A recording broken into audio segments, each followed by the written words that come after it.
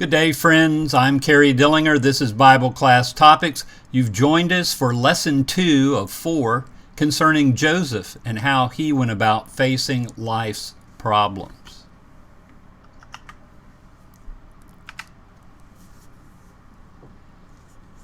Eight times Joseph faced life's problems. He faced envy and hatred and betrayal, as we studied in part 1 of this lesson series, and I'll put a link to that lesson in the description below and in the end card of this video. Today we want to talk about the time when Joseph faced persistent temptation and false accusations, and we're looking ahead to other studies, including when he faced ingratitude, power and responsibility, painful memories, and past-forgiven trespasses. Let's get right into it. The time that Joseph faced persistent temptation. In our last lesson, we read that Joseph was a handsome man. In Genesis 39, verse 6, now Joseph was handsome in form and appearance. He was a good-looking young man, and he was tempted by Potiphar's wife. In Genesis 39, verse 7, his master's wife tempted Joseph to have sex with her. And it came to pass after these things that his master's wife cast longing eyes on Joseph, and she said to him, "Lie with me." She persisted in her temptation every day. The wife of Potiphar did not give up. She intended to get what she wanted, no matter what the cost may have been.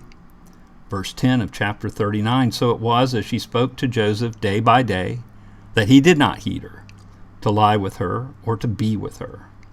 So she increased the temptation. But it happened about this time when Joseph went into the house to do his work. None of the men of the house were inside at that time. She caught him by his garment, saying, "Lie with me."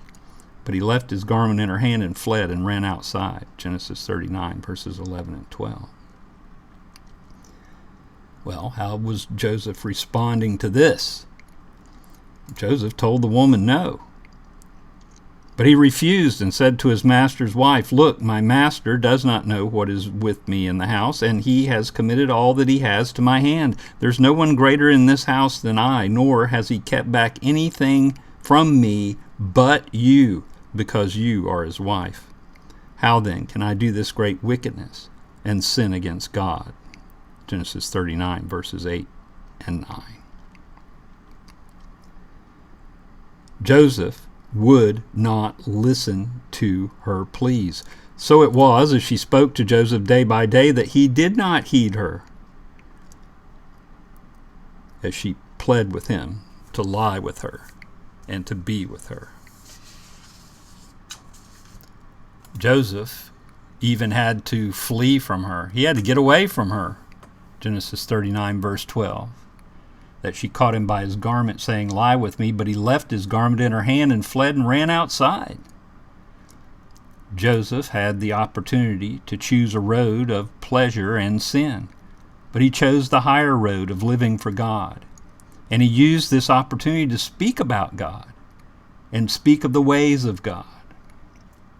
How do we apply this in our lives? Well, all of us will face temptation. How do you go about facing the problem of temptation? Do you face it the way Joseph did? Paul gives us this encouragement in 1 Corinthians 10, verse 13.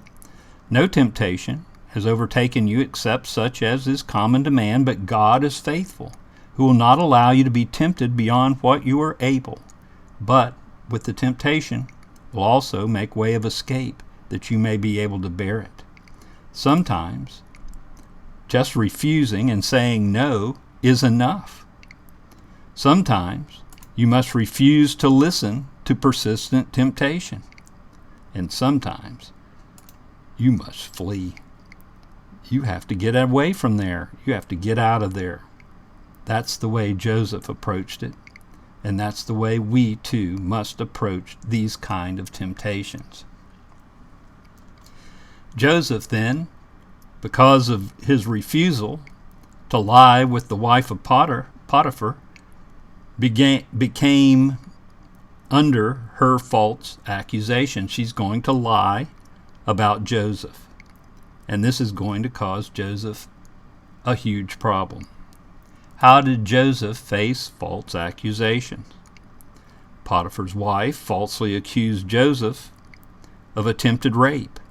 She took her story first to the men of the house. Reading again from Genesis 39, this time 12 through 15. She caught him by the garment, saying, "Lie with me," but he left his garment in her hand and fled and ran outside. And so it was, when she saw that he had left his garment in her hand and fled outside, that she called to the men of her house and spoke to them, saying, "See, he has brought in to us a Hebrew to mock us. He came in to lie with me, and I cried out with a loud voice. And it happened, when he heard that I lifted my voice and cried out, that he left his garment with me and fled and went outside." Later, when her husband Potiphar came home, she accused Joseph to Potiphar. Let's continue reading in Genesis 39, verses 16 through 18. So she kept his garment with her until the master came home. Then she spoke to him with words like these, saying, "The Hebrew servant whom you brought to us came in to mock me. So it happened, as I lifted my voice and cried out, that he left his garment with me, and he fled outside." Obviously, Potiphar is going to listen to his wife, and he's going to trust his wife, and he's going to become angry, and he's going to have Joseph thrown in prison. God is with Joseph. Otherwise, Potiphar probably would have killed him on the spot. Reading further in verse 19 of chapter 39. So it was, when his master heard the words which his wife spoke to him, saying, "Your servant did this to me after this manner," his anger was aroused. Then Joseph's master took him and put him into the prison, the place where the king's prisoners were confined. And Joseph remained there in prison. How did Joseph respond? How did he respond to these false accusations?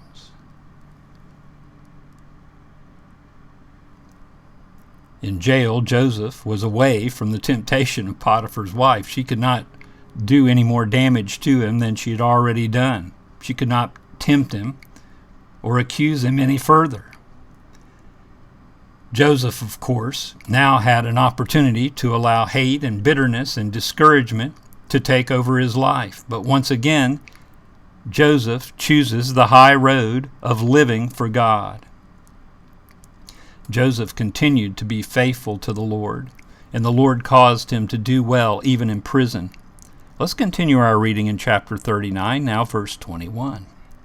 But the Lord was with Joseph and showed him mercy, and he gave him favor in the sight of the keeper of the prison.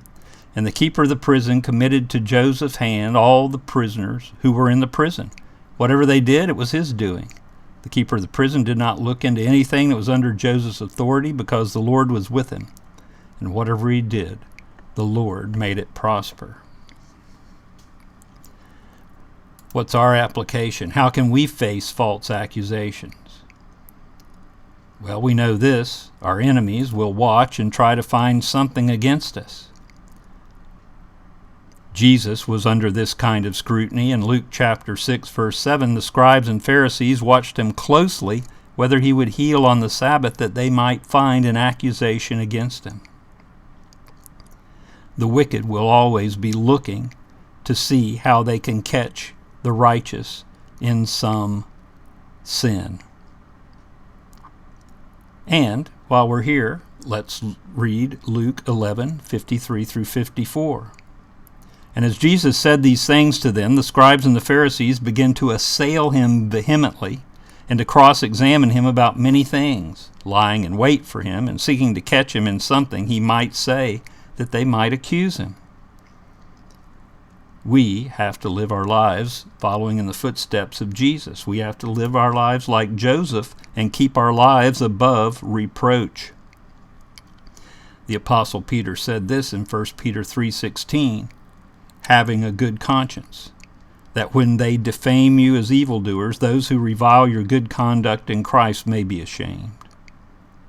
And back to Luke chapter 6, verse 22, Jesus said, "Blessed are you when men hate you, and when they exclude you, and revile you, and cast out your name as evil, if they do it for the Son of Man's sake."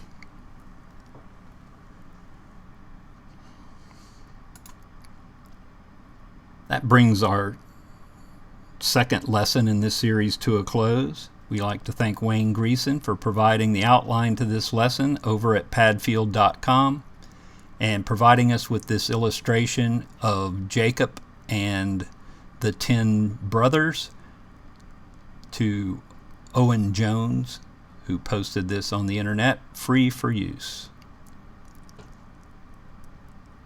I hope that this study is helpful, and I hope that you will join me again next time that we come together here on the channel to study our Bibles. Until then, may God bless.